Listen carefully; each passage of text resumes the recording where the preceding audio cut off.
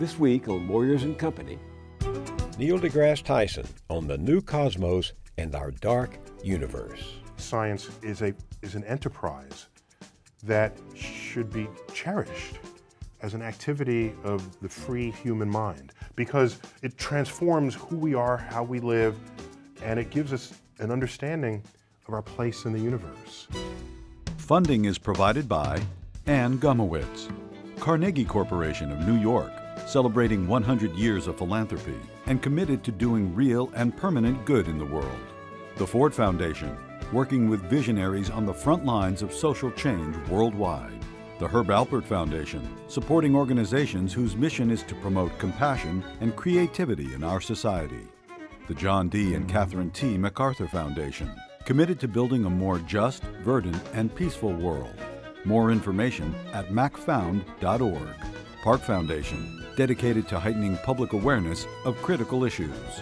The Kohlberg Foundation, Barbara G. Fleischman, and by our sole corporate sponsor, Mutual of America, designing customized individual and group retirement products. That's why we're your retirement company. Welcome. It's been almost 35 years since PBS premiered one of its most successful series of all time, Carl Sagan's Cosmos. Many of you may remember, as I do, his elegant exposition of the universe. Some part of our being knows this is where we came from. We long to return. And we can, because the cosmos is also within us. We're made of star stuff. We are a way for the cosmos to know itself. Over 600 million people in more than 60 countries have now watched Cosmos. But in the decades since, the universe has kept moving, literally, moving in every direction, and so has science. And that's why Cosmos is returning this spring, this time on National Geographic Channel and Fox TV. It's time to get going again. Our guide is the astrophysicist Neil deGrasse Tyson, America's most popular scientist, the unabashed defender of knowledge over superstition, and clearly the rightful heir to Carl Sagan's curiosity and charisma. So, fasten your seatbelt for a whole new interstellar journey through tens of millions of years and hundreds of millions of miles to the farthest reaches of outer space.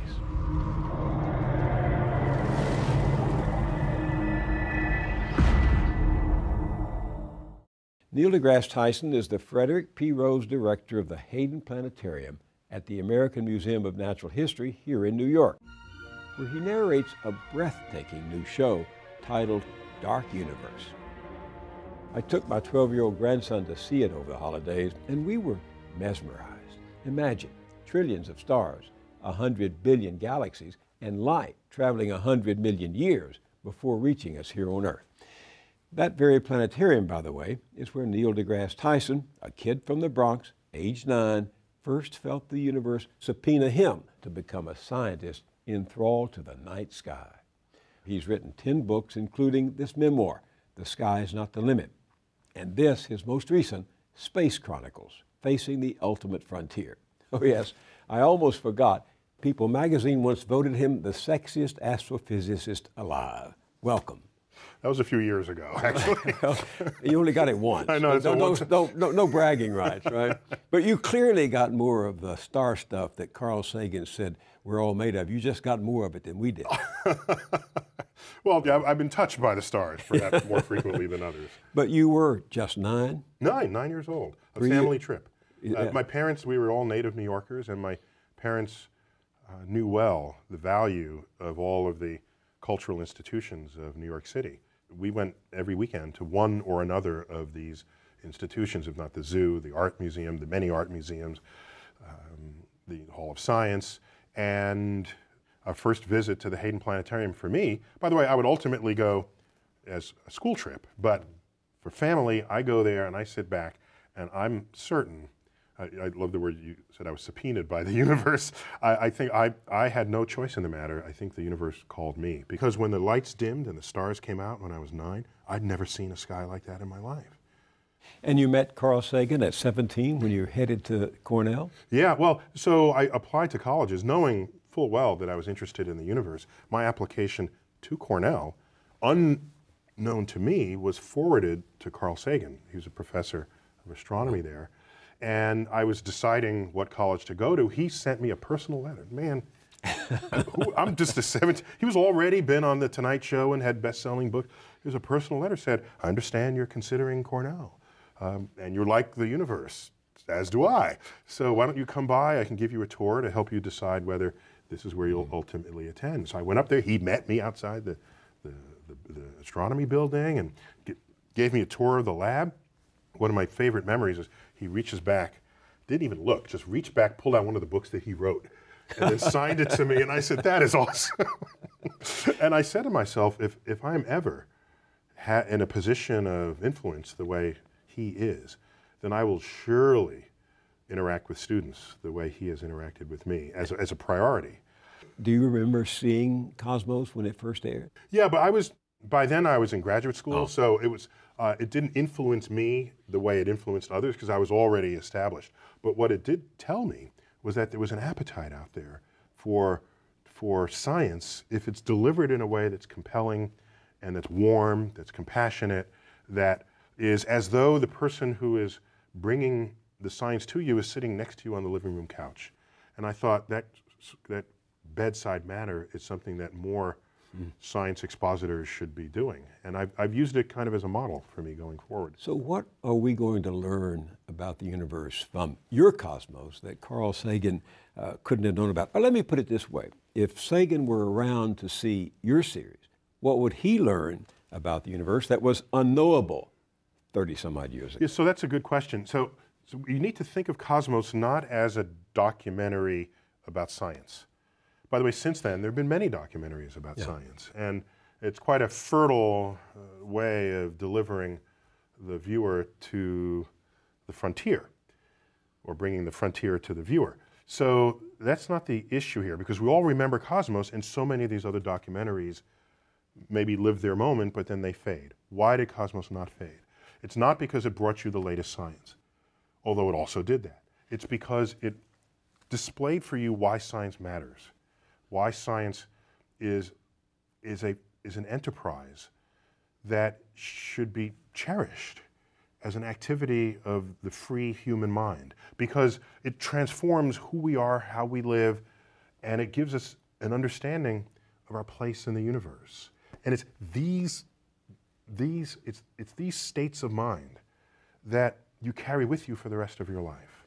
So in the new Cosmos, that we are continuing this voyage, we're continuing this epic exploration of our place in the universe. We have other stories to tell beyond the ones that went on back then. Yes, right now we are steeped in the ignorance of dark matter and dark energy, and at the time of the original series, there were no known planets outside of those orbiting the sun. We suspected they were there, but right now we're rising through 1,000 planets happily orbiting stars that are not the sun. So that's not simply new science, it's new vistas of thought and imagination. That place in the universe you talk about, as you know, scares some people. Someone once told Sagan that they didn't like astronomy because it made them feel small and insignificant in comparison with the grandeur of the universe. It clearly didn't affect you that way. Well, it depends on what your ego is going into the conversation. If your ego starts out, I am important, I am big, I am special, you're in for some disappointments when you look around at what we've discovered about the universe. No, you're not big. No, you're not. You're small in time and in space, and you have this frail vessel called the human body that's limited on Earth. If you have no ego, if you just want to explore the world, look what happens. The conversation goes differently. You learn, oh, the molecules and the atoms of those molecules in my body are traceable to stars across the galaxy that have lived their lives, manufactured these elements, exploded them into the universe, from which new generations of star systems were formed. So I look up at the night sky, I don't feel small, I feel large. I feel connected to the universe. It's not just we here on Earth, and that's there. We are one. And that link, for me, is one of the most profound discoveries of modern astrophysics. And if that should not make you feel small, that should make you feel large. At your planetarium show, which I went to the other day, just over the holidays, I did feel small sitting there looking up at 100 million light years coming at us. But I also felt significant. The very fact that my grandson and I are here in this universe together is not insignificant. Not only that, it's the human mind applying known laws of physics to the universe allows us to even come with an understanding of what's going on out there. Have we figured out our galaxy? So, yes and no. All right. So the yes part is we've got some laws of gravity and optics and motion, and yeah, we can use our knowledge of physics and our knowledge of the frontier of science to land a probe on Mars within a few meters of the target spot. This is tens of millions of miles away, right? There is no golf shot that's that accurate, right? Not even a hole-in-one is as accurate as what this shot is. So what we do know that has been tested works. And that's quite a state of empowerment. But there's a saying where as your area of knowledge grows, so too does your perimeter of ignorance. Because this is the boundary between what you know and what you do not know outside of that area. So we didn't even know to ask, why is the universe accelerating against the efforts of gravity? Until we made the measurement that it was so. So before 1998, we couldn't even ask the question. We didn't even know to ask the question. So there's no sign that everything will ever be fully known, because this moving frontier continues to bring us more questions. So can we measure how ignorant we are? Perhaps. We know that what we do know about the universe comprises 4% of everything that drives it. 96% of what's driving this universe in the form of dark matter and dark energy, we have no idea. How do you know that it's 4%? Because you haven't been able, have you, to measure what we don't know? No, so that's a really cool question. In science, in astrophysics in particular, in all sciences, you have the capacity to measure something, even if you don't know what it is. How so? Well, so, for example, you could measure the fact that something is falling to the ground, but not know what it is or what's causing it or why.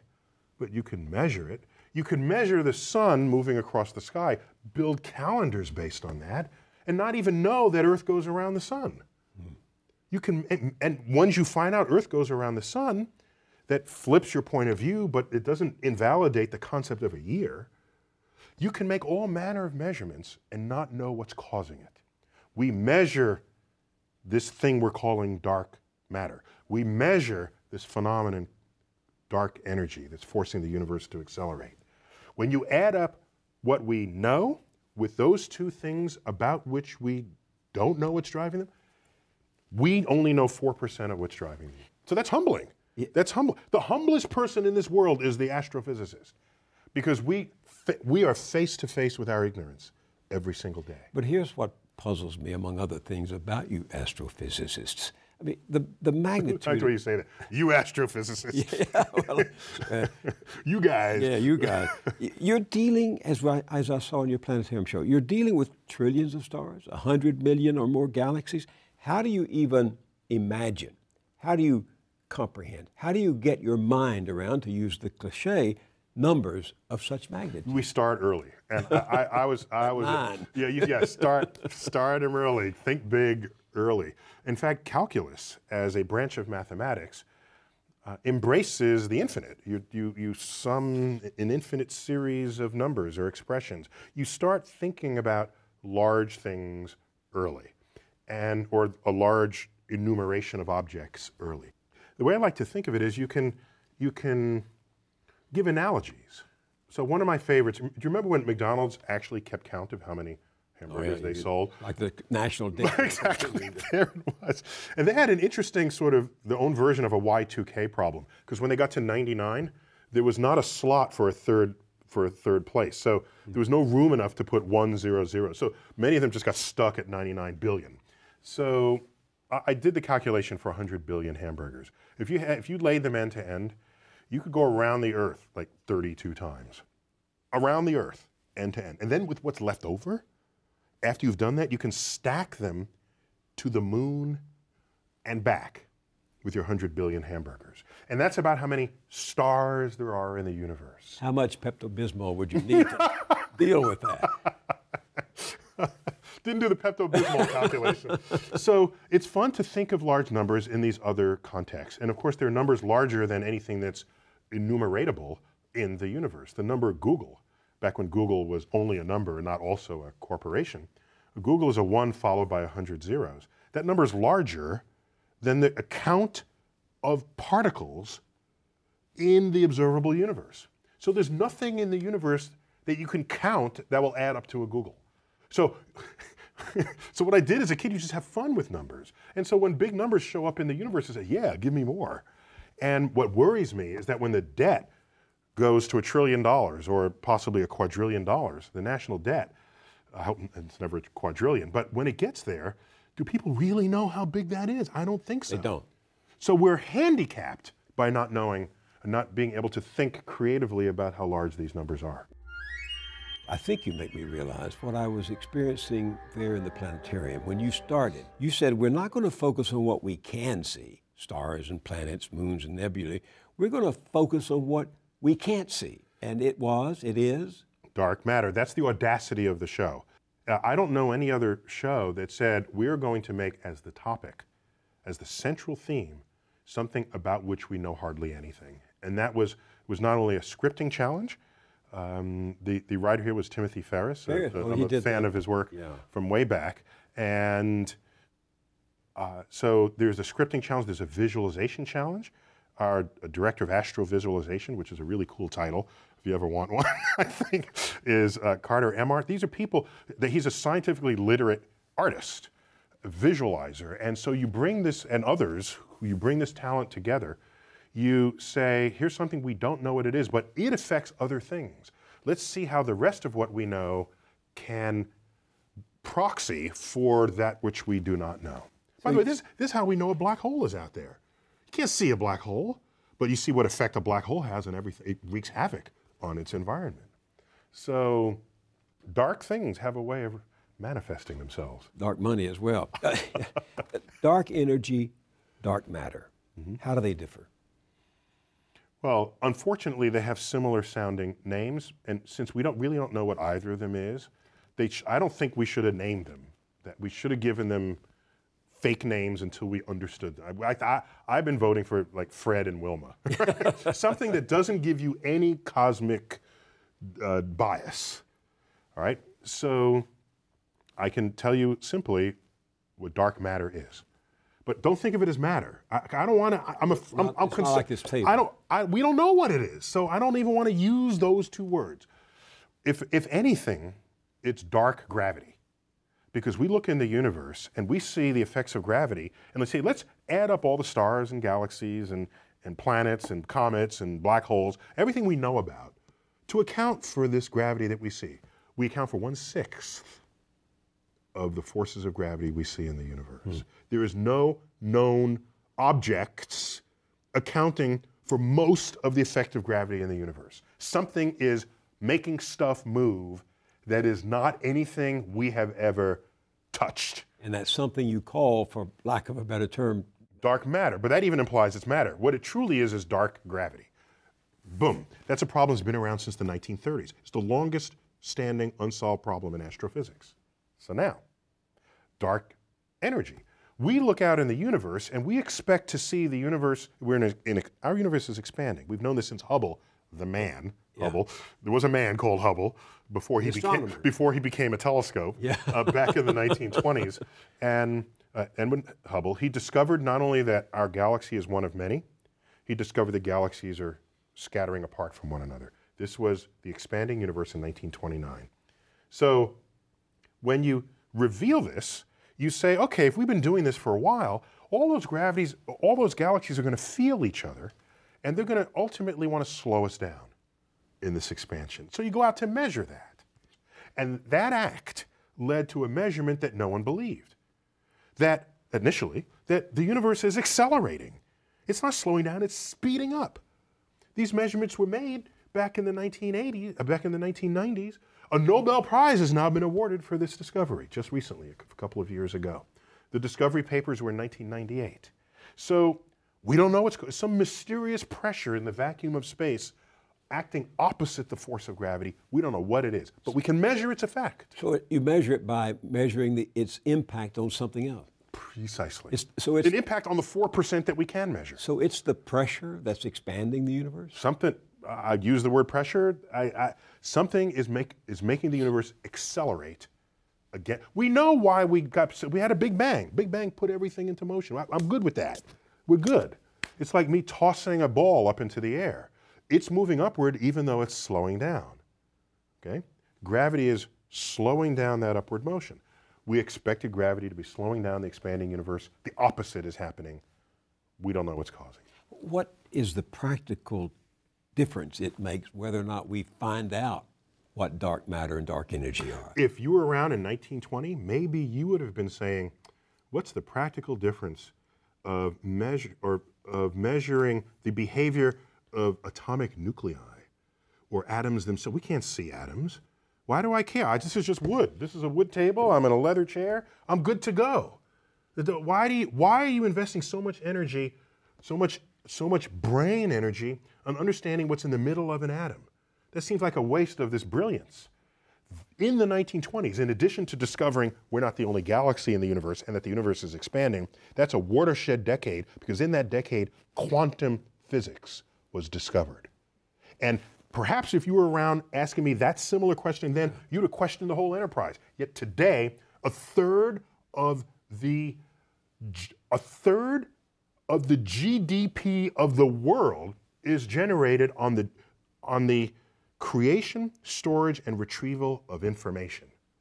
And the entire IT revolution cannot exist without an understanding of what's going on inside the atom. It is a quantum physics phenomenon. So you ask me I have no idea what value it is. Come back in 50 years, we'll have this conversation, and you pull up the tape, and I will show you asking me of what value is the knowledge of how that works. One thing I took away from your planetarium show is that dark energy, as you just said, is responsible for the increasing rate at which the universe is pulling itself apart, right? Yes, so I'd rather word that differently. I would say the universe is accelerating. We call that dark energy. So you're saying dark energy is responsible for that. There's something, whatever it is, we call it dark energy. That's our placeholder term to describe what we observe, the acceleration of the universe. Well, I'm glad you explained that, because by the way, there's nothing known will stop this. So there's been some concern that maybe space does not have the flexibility necessary to allow such rapid expansion. And might space tear in some way previously unimagined? And what does that even mean? Does the question even have validity? You mean the House of Representatives cannot pass an act that will stop this, as they would like to?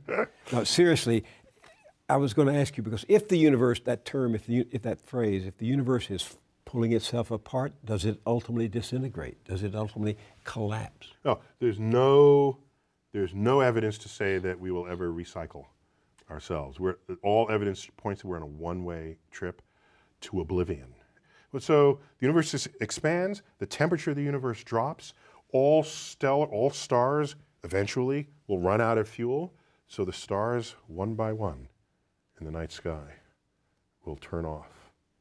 And in the extremely distant future, quadrillion years into the future, there'll be no light coming to us in the day or night sky. And because all stars would have died, and all gas clouds would have made stars that were going to make them, and there'd be no more new stars created. And so that the universe will end not with a bang, but with a whimper. And not in fire, but in ice. There were two strange sequences in your planetarium show, and I managed to go online and look at. You become a dark matter junkie here. You going on? You need more. I think Give me more. Okay. So let's talk about the scene of dark matter from your show at the planetarium. So what's going on here is you're viewing the structure of the large-scale universe. And what we've represented here are dark areas that themselves have more gravitational attraction than the light areas. So the light areas are drawing themselves to the dark areas. And so what happens is, as this happens over the eons, structure begins to manifest in the universe. And you see this web work, and it looks almost organic, or it looks like some kind of neurosynaptic map. The formation and collection of matter in the universe follows the laws of physics, and when you add in the dark matter, this extra gravity, it turns the universe into the universe that we see. That's why we know the dark matter is real. We don't know what it is, but we know it's there because we can't make the universe as we see it unless we put this extra gravity into our simulations to match the gravity that we see. So you know it's something. It's something. And there's some exotic ideas for it, by the way. Particle physicists are convinced that it might be an exotic particle that doesn't interact with us, doesn't interact with our light, or with our telescopes, but that it has gravity. So these particles are doing their own thing, invisible to us, but otherwise attracting our matter into nucleating us among them. So, but of course a particle physicist would think that the solution is a particle. If you're a hammer, all your problems look like nails. One of the more intriguing accounts I've heard is if you have multiple universes, it turns out gravity can spill out of one universe and be felt by another. And if we have another universe adjacent to ours, it could be that these sites where we see extra gravity is ordinary gravity in a parallel universe. And here we are looking at it mysteriously, like, what is this? It's like the blind man touching the elephant. I don't know what this whole thing is, but here I can describe this part of it. And it's kind of textured, and it's, no, this guy, it's smooth and hard. And you can't see the whole elephant. Maybe the elephant is ordinary gravity in another universe, and we're feeling it, and we're making stuff up just to account for it. You think that could be another universe? I don't see why not. Because back when we thought Earth was alone in the universe, we learned that there are other planets, that the Earth is just a planet, one of many. Well, the sun is surely special. No, the sun is one of 100 billion other suns. The galaxy, the Milky Way. No, the galaxy is one of 100 billion galaxies. How about the universe? We have philosophical precedent to suggest that why should nature make anything in ones? Okay? Everything else we ever thought was unique or special, and we found more of them. So philosophically, it's not unsettling to imagine more than one universe. We also have good theoretical grounds for suggesting the existence of a multiverse, where our universe is just one of some countless number of other universes coming in and out of existence with slightly different laws of physics within them. So that makes it a little dangerous because we are held together, evolved in a universe where we work where we work physically. If you want to visit another universe, I would send something else ahead of you. So explain this to me. Why is it I felt more satisfied watching the planetarium show, and as I'm sure we will watching the new Cosmos, than I do personally from science fiction? I mean, I came away with a sense of really having experienced something authentic at the planetarium. That's a great question. By the way, there are many science fiction fans who also embrace the science reality, and people who are fans of fantasy and superheroes and science fiction and all the storytelling that goes on the frontier. Essentially, everyone there knows the difference between that frontier and the real science that comes out. And they will judge the storytelling based on how much science it got right before it starts inventing what the frontier of imagination would bring. If you violate a known law of physics, that's lesser science fiction than the ones where you get all your physics right. Now give me the warp drive. Now give me the transporter. Take me beyond what we know. But to your point, I think maybe it's the same effect as if you tour the Air and Space Museum in Washington, which has the history of of flight, including space flight. That we could have made museum people could have made an exact replica of the Apollo 11 command module that went to the moon. And then we'd say, here's an exact replica. So that's okay, but if I now say this actual thing went to the moon, intellectually that means something different to you. Your eyes see exactly the same. You can make a replica perfect, that looks exact with all the blemishes and all the heat shield damage. You could do that. But if you know it's the real thing, the meaning is magnified. And so yes, you go to our space show. It is the real science, and it is captivating you the way we'd only perhaps had thought science fiction could. Well, science fiction came first in a way, in terms of popular entertainment. In some cases, but I'm a fan of J.B.S. Haldane once said, I'm paraphrasing, he said, the universe is not only stranger than we have imagined, it's perhaps stranger than we can imagine. And when you realize that, you understand why some people don't need to read the science fiction. Because black holes flaying stars in orbit around them, and planets that have life forms undreamt of on Earth, we're speaking real stuff here. Maybe that's as seductive as the imagination of someone standing on the frontier. One thing I took away from your planetarium show is that dark energy is the increasing rate at which the universe is pulling itself apart. So how does it happen that we don't experience this expanding of the universe as we walk down the street or sit here in this building? Yeah, because you live 80 years instead of billions. If you live billions of years, oh yeah, this would be, hey, check that out. Look what I notice. Yeah, I think about things you miss because of how short our time on Earth is. The best example I can give is when you walk around and say, oh, there's a nice puffy cloud. You don't stare at it for an hour, you just notice it. Right. If you do a time lapse of the cloud, especially cumulus clouds, they are roiling, gurgling, boiling places of condensed water vapor. They're alive. Yet when you walk down the street, you think it's just sitting there peaceful and calm, if it's just a simple cloud.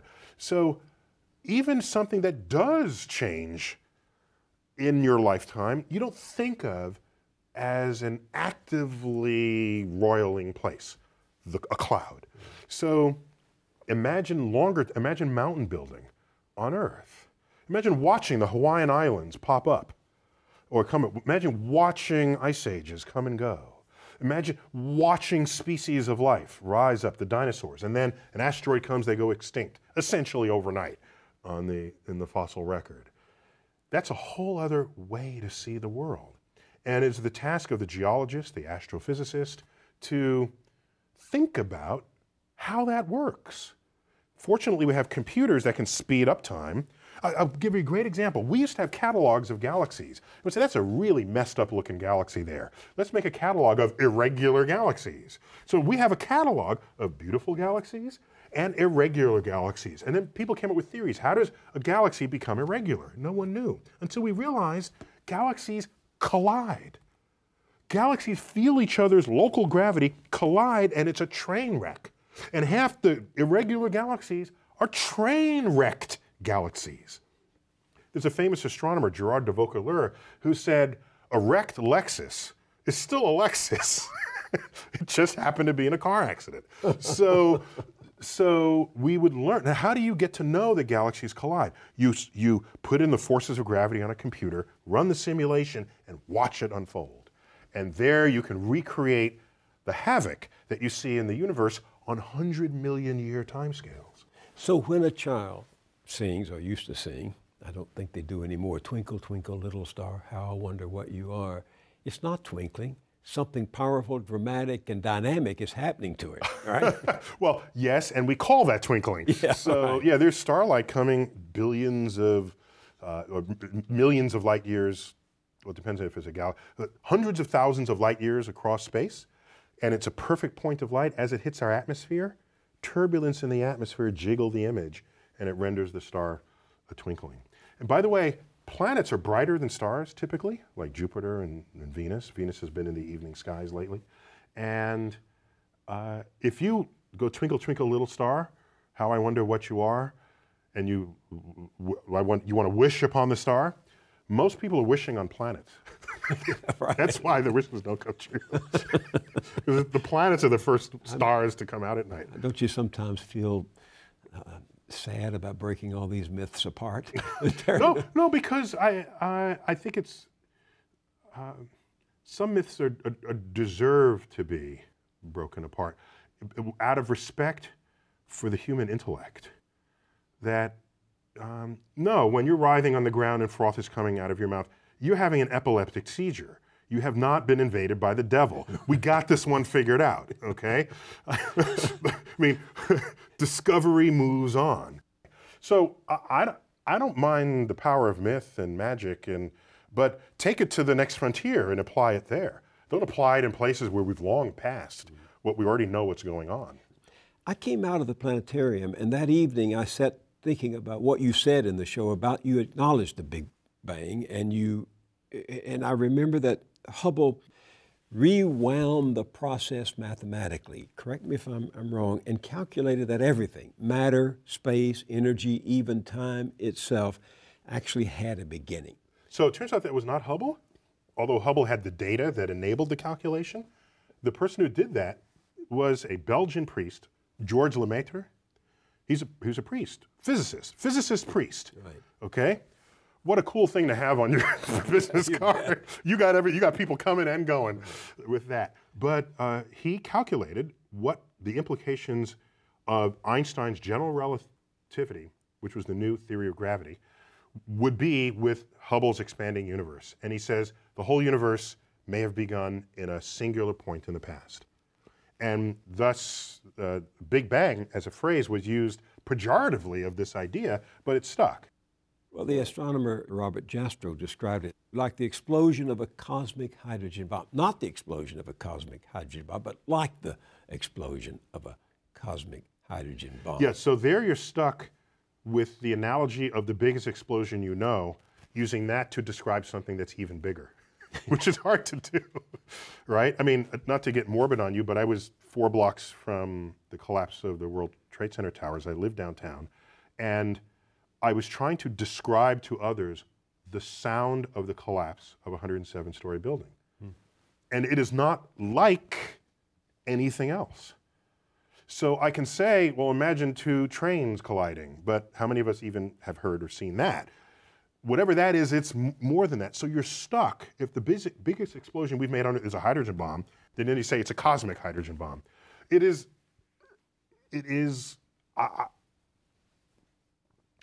I think saying it's a cosmic hydrogen bomb cheapens the event. Yeah, it's way bigger. Yeah. An incredible flash of energy and light, though. And matter, and yeah, all of this, all of the above. Do you give people who make this case that was the beginning and that there had to be something that provoked the beginning, do you give them an A at least for trying to reconcile faith and reason? I don't think they're reconcilable. What do you mean? Well, so let me say that differently. All efforts that have been invested by brilliant people of the past have failed at that exercise. They just fail. And so the track record is so poor that going forward I have essentially zero confidence, near zero confidence that there will be fruitful things to emerge from the effort to reconcile them. So, for example, if you knew nothing about science and you read, say, the Bible, the Old Testament, which in Genesis is an account of nature. That's what that is. And I said to you, give me your description of the natural world based only on this. You would say the world was created in 6 days and that stars are just little points of light, much lesser than the sun. And in fact, they can fall out of the sky, right? Because that's what happens during the Revelation. One of the signs that the second coming is that the stars will fall out of the sky and land on earth.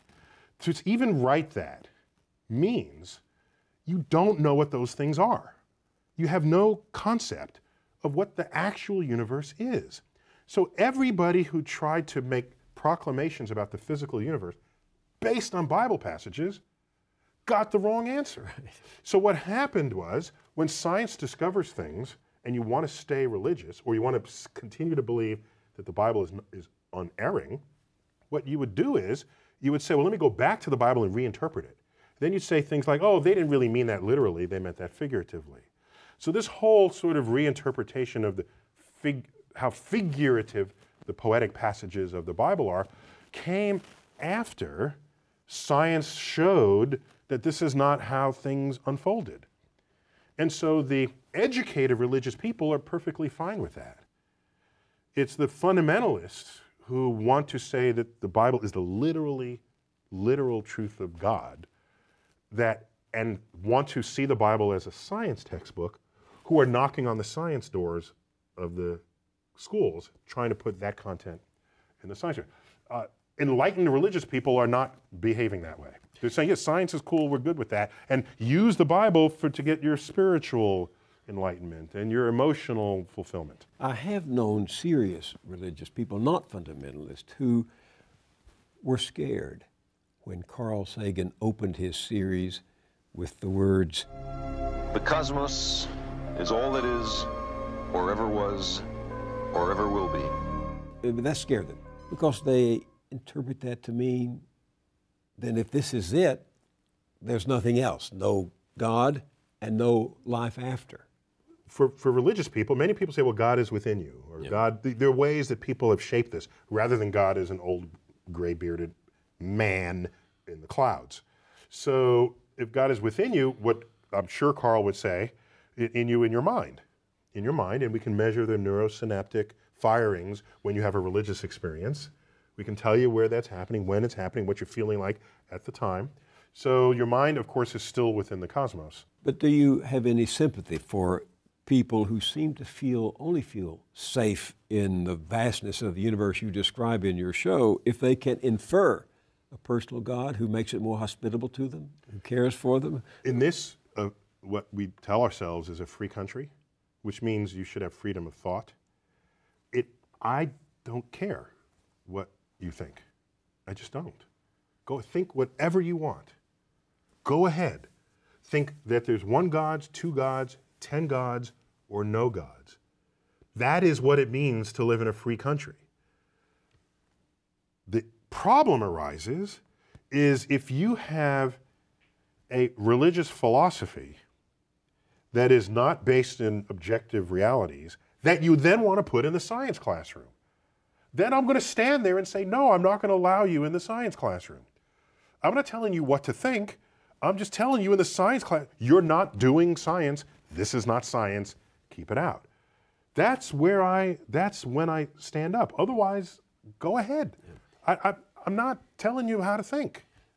I think you must realize that some people are going to go to your show at the planetarium and they're going to say, aha, those scientists have discovered God, because God, dark matter, is what holds this universe together. So is that a question? It's a statement. You know they're going to say that. So the history of discovery, particularly cosmic discovery, but discovery in general, scientific discovery, is one where at any given moment there's a frontier. And there tends to be an urge for people, especially religious people, to assert that across that boundary into the unknown lies the handiwork of God. This shows up a lot. Newton even said it. He had his laws of gravity and motion, and he was explaining the moon and the planet. He was there. He doesn't mention God for any of that. And then he gets to the limits of what his equations can calculate. So can't quite figure this out. Maybe God steps in and makes it right every now and then. That's where he invoked God. And Ptolemy, he bet on the wrong horse, but he was a brilliant guy. He formulated the geocentric universe with Earth in the middle. This is where we got epicycles and the machinations of the heavens. There was still a mystery to him.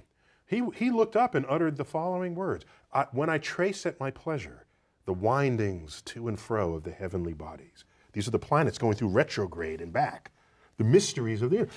When I trace at my pleasure the windings to and fro of the heavenly bodies, I no longer touch earth with my feet. I stand in the presence of Zeus himself and take my fill of ambrosia. What he did was he didn't invoke Zeus to account for the rock that he's standing on or the air he's breathing. It was this point of mystery, and in gets invoked God. This, over time, has been described by philosophers as the God of the gaps. Mm-hmm. If that's where you're going to put your God in this world, then God is an ever-receding pocket of scientific ignorance. If that's how you're going to invoke God, if God is the mystery of the universe, these mysteries, we're tackling these mysteries one by one. If you're going to stay religious at the end of the conversation, God has to be more to you than just where science has yet to tread. So to the person who says, maybe dark matter is God, if the only reason why you're saying it's because it's a mystery, then get ready to have that undone. Welcome.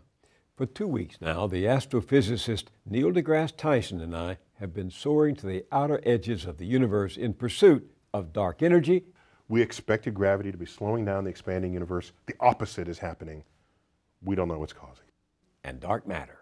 We account for 1/6 of the forces of gravity we see in the universe. There is no known objects accounting for most of the effect of gravity in the universe. Something is making stuff move that is not anything we have ever touched. Up there, heavenly bodies collide, creating spectacular displays of fire and light. But down here, the collision of science and religion in the rough and tumble of democracy can create its own fireworks. Which brings me to the controversy Neil deGrasse Tyson triggered in the blogosphere when he said this to me in one of our earlier episodes. The problem arises is if you have a religious philosophy that is not based in objective realities that you then want to put in the science classroom. Then I'm going to stand there and say, no, I'm not going to allow you in the science classroom. The proverbial alien from outer space must be scratching his bug-eyed head over that one. In 21st century America, why should our most noted astrophysicist have to defend the science classroom against the intrusion of religion? 2 reasons. Over the past few years, the number of Americans who question the science of evolution has gone up. Look at this Gallup poll. 46% of the country embraces the notion that God created human beings pretty much in their present form at one time within the last 10,000 years. Perhaps less surprising, a Pew Research survey found that almost 2/3 of white evangelical Protestants, the bedrock of the Republican Party, reject altogether the idea that humans have evolved. So while acceptance of evolution has increased among Democrats to 67%, among Republicans it's fallen to 43%. That's a huge partisan divide. Something else is happening too, and no one is certain exactly why. Our Secretary of Education, Arne Duncan, calls it educational stagnation. Consider this. PISA tests that measure critical thinking in science, math, and reading among high school students in different countries show that our students aren't doing so well. In math, students in 33 other countries, including Ireland, Poland, Latvia, the United Kingdom, and the Czech Republic, did better than American students. In science, students in 24 countries, including Poland, Ireland, and the Czech Republic, were ahead of ours. And in reading, our best subject, kids in 21 countries outdid the Americans. The hard truth, says Secretary Duncan, is that the United States is not among the top performing comparable countries in any subject tested by PISA. That's bad news for our students and the country. All fodder from our last round with Neil deGrasse Tyson. He's the director of the Hayden Planetarium at New York's American Museum of Natural History. He's also the narrator of a mesmerizing new show at the planetarium called Dark Universe. And this spring, he'll appear as the host of a remake of the classic PBS series Cosmos. You can see it on the National Geographic Channel and Fox TV. welcome. Thank you. Let's talk politics for a moment. Go for it. All right. According to the Pew Research Center, back in 2009, a comfortable majority of Republicans accepted human evolution as a fact. But now a plurality rejects it. So I ask you, politics can trump science, can it? Well, in a free elective democracy, of course, you vote who you want on your school board. There's no provision in the Constitution for the government to establish what's taught in schools. That's all relegated to the states. Hence, we speak state to state about what's in their science textbook versus another. And so that's the country we've all sort of bought into, if you will, or born into. I think it's a self-correcting phenomenon. Nobody wants to die, okay? So we all care about health. But above all else, among the Republicans I know, especially Republicans, nobody wants to die poor, okay? So educated Republicans know the value of innovations in science and technology for the thriving of an economy and business and industry. They know this. If you put something that is not science in a science classroom, pass it off as science, then you are undermining an entire enterprise that was responsible for creating the wealth that we have come to take for granted in this country. So, we're already fading economically. If that trend continues, some Republican is going to wake up and say, look guys, we've got to split these two. We have to. Otherwise, we will doom ourselves to poverty. And so I see it as a I don't know when it'll happen, but they know. So what do you think's at stake? What's at stake for democracy? Oh no, it's not. The democracy will still be here. It's a matter of we're just voting into office people who don't understand how money gets generated. Since the Industrial Revolution and before, we have known the value of innovation in science and technology and its impact on an economy. If that begins to go away, it's a different country. We'll still call ourselves America, but we won't lead the world economically. And that's a choice we are making as an elective democracy. How do you explain that no present-day scientist, present company accepted, is a household name, the way Thomas Edison or Einstein were? What does that suggest to you? If I had to pick, I'd rather they were scientifically literate and didn't know the name of any scientist, because that matters much more. It matters much more that you understand what it means to pull oil out of the ground, or the energy content of oil versus wind versus sun versus, that matters. It matters that you know that an asteroid has our name on it and how it might strike us and how we might deflect it. That matters. It matters what is happening to your health. This requires a base level of science literacy that I don't think we've achieved yet. You have not fully expressed your power as a voter until you have a scientific literacy in topics that matter for future political issues. And that scientific literacy spares you tomfoolery from charlatans, right? Yes, exactly. A science literacy is an inoculation against charlatans who would exploit your ignorance of scientific law and take your money from you or your opportunity from you. So the world does respond and follow known laws of physics and chemistry and biology. We understand that. So, so Cosmos, when it comes out, again, we're not beating you over the head. I'm not saying here, learn this or else. It's an offering. It's like here it is, and here's why it matters. Here's why your life can be transformed just by having some understanding of this. And then I go home. Speaking of scientific literacy, I brought along some disturbing statistics.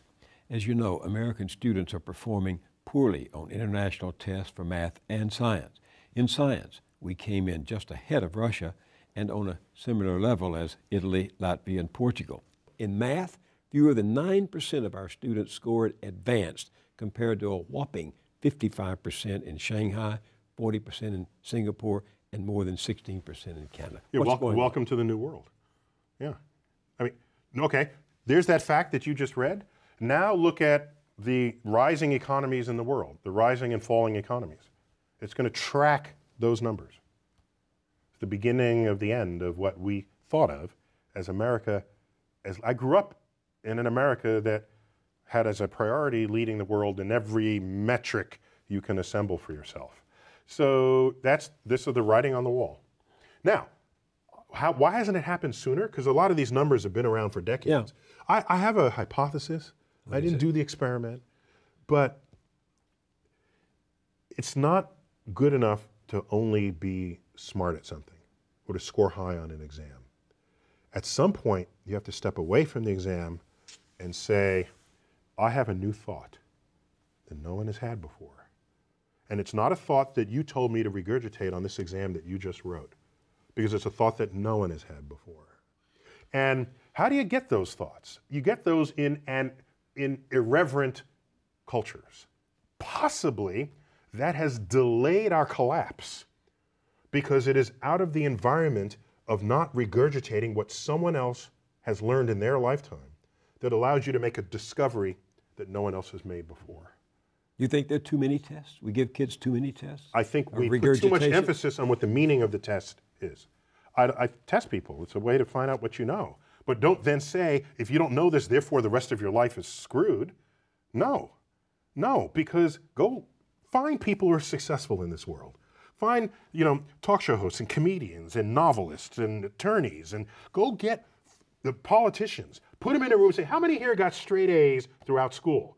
None of them are going to raise their hands. By the way, throw in inventors. Throw in all these people. None of them are going to raise their hand. Okay? So Bill Gates dropped out of college. Michael Dell dropped out of college. Those people are not, the success of those people is not measured by how they performed on the exam that you wrote as professor.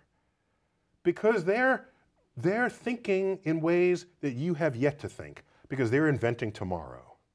And the only way you can invent tomorrow is if you break out of the enclosure that the school system has provided for you by the exams written by people who are trained in another generation. There's something else too, isn't there? I mean, some people say this educational stagnation that we are experiencing. It's because we have one of the highest child poverty rates in the developed world. They point to the fact that high poverty schools in America posted dismal scores on these tests, whereas wealthy schools did very well. In fact, students in the wealthiest school scored so highly that if they were treated as a separate jurisdiction, they would have placed second only to Shanghai in science and reading and would have ranked sixth in the world in math. So inequality matters. Yes. And your point is, that's always been the case. By the way, my father was active in the civil rights movement in the 1960s, and a lot of my sort of cultural awareness and sensitivities as I'm floating in the universe were anchored by just that kind of awareness. The inequality, the unequal distribution of wealth, but that's almost fundamental to a capitalist system.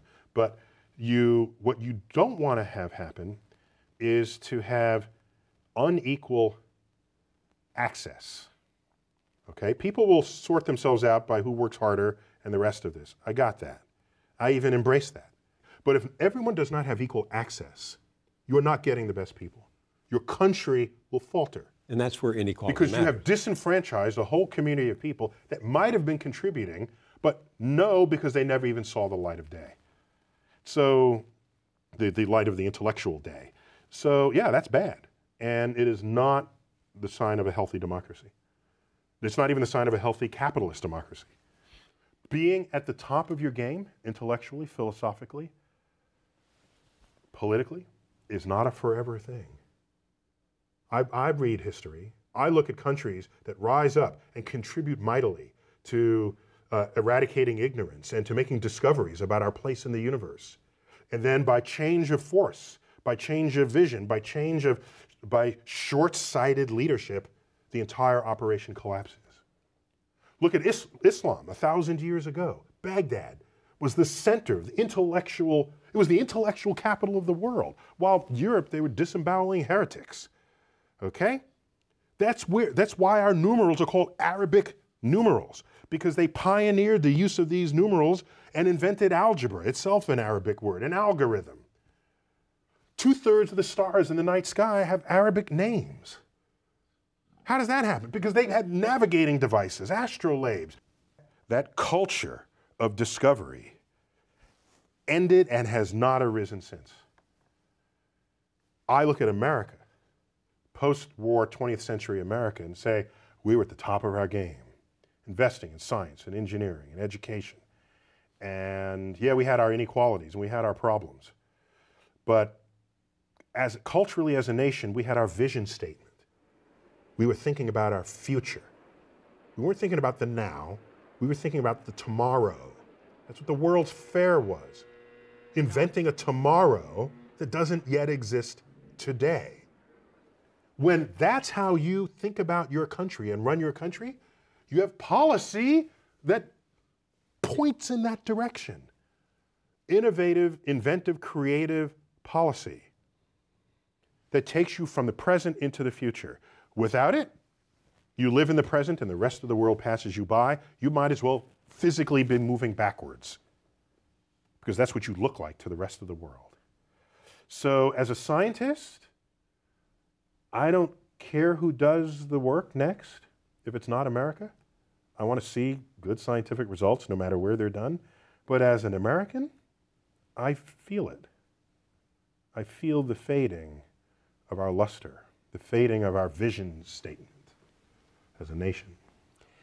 I saw a quote recently by the physicist Jonathan Hubner, who says humans are running out of world-changing inventions. He says, quote, "I think the major branches of discovery are behind us."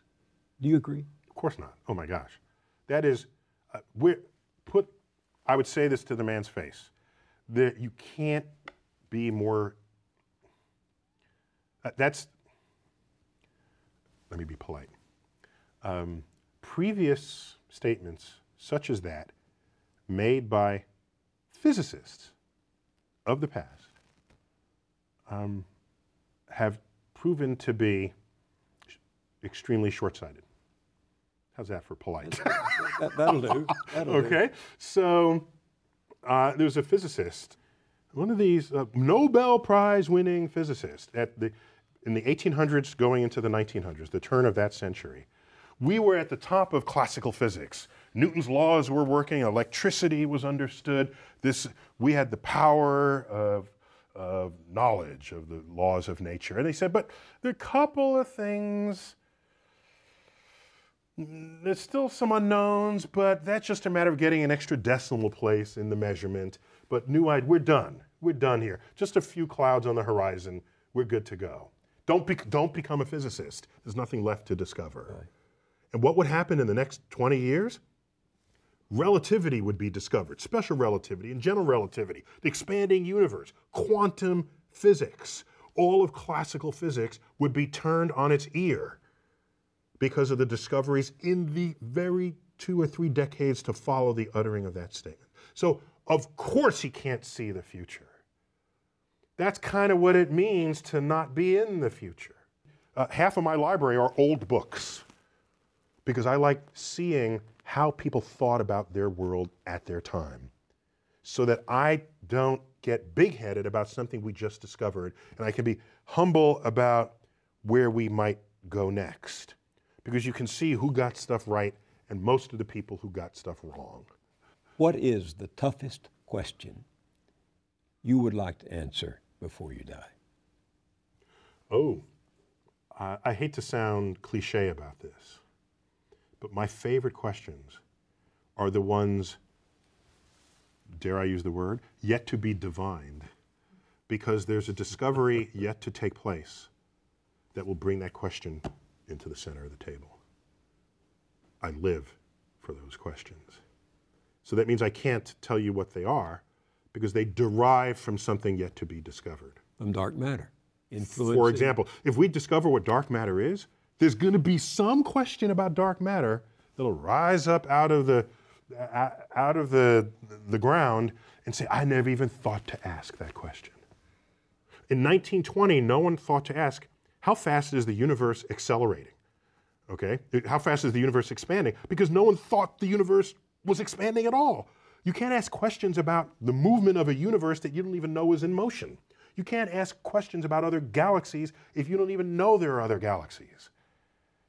So, on my deathbed, I will relish in all of the questions that came up that I never thought to ask, because it was the discoveries of the future that enabled them. Neil deGrasse Tyson, thank you for being with me. It's been great to be here. Thank you.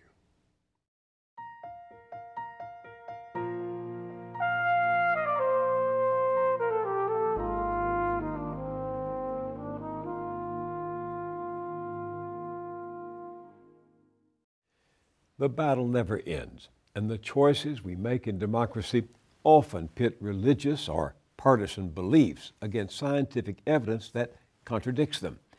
And beliefs can be stubborn, hard to give up.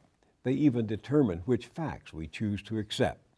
Partisans especially, and who among us is not sometimes a partisan, will twist the facts to fit their preconceived notions. So when people do stupid things, journalists and politicians included, cherished beliefs are often driving them, sometimes right over the cliff. As people in recovery say, denial is not just the name of a river in Egypt, and that's what makes it dangerous. Right now, two powerful belief systems have converged to counter facts staring us right in the face. Just as the number of Americans who question the science of evolution has gone up, so too has the number who deny that global warming is happening and that human activity is causing it. This at a time when the global scientific community is more certain than ever that you and I and everyone else are helping to turn up the heat and seal our fate. And here's the scary political reality. On both fronts, evolution and climate change, radical right Republicans have made denial a litmus test. You can see it embodied in this man, Paul Brown, Republican congressman from Georgia and a physician with strong religious beliefs. I've come to understand that. All that stuff I was taught about evolution and embryology and Big Bang Theory, all that is lies straight from the pit of hell. And it's lies to try to keep me and all the folks who are taught that from understanding that they need a Savior. You see, there are a lot of scientific data that I found out as a scientist that actually show that this is really a young Earth. I don't believe that the Earth is but about 9,000 years old. I believe it was created in 6 days as we know them. That's what the Bible says. And when he took on the science of global warming, his fellow Republicans in the House of Representatives enthusiastically applauded. Now, we hear all the time about global warming. Well, actually, we've had a flatline temperatures globally for the last 8 years. Scientists all over this world say that the idea of human-induced global climate change is one of the greatest hoaxes perpetrated out of the scientific community. It is a hoax. Not true. Simply not true. Up to a point, we might agree that Representative Brown's personal beliefs are his own business, even when he is telling the extremist John Birch Society that this entire concept of man-made global warming is a conspiracy to, and I'm quoting, destroy America. But remember, this man is chairman of Oversight and Investigations for the Science, Space, and Technology Committee of the United States House of Representatives, passing judgment on public policy and science. God help us.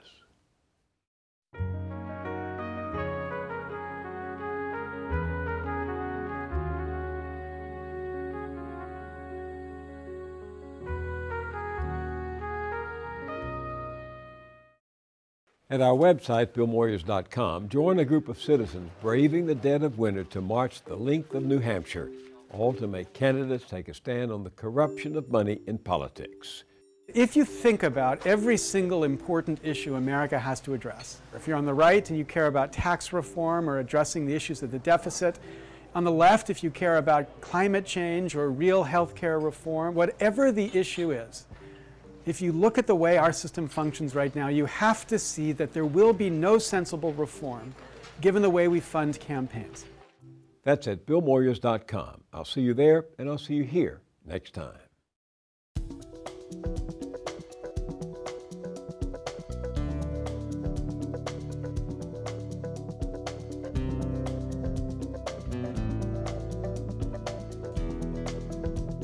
Don't wait a week to get more Moyers. Visit BillMoyers.com for exclusive blogs, essays, and video features.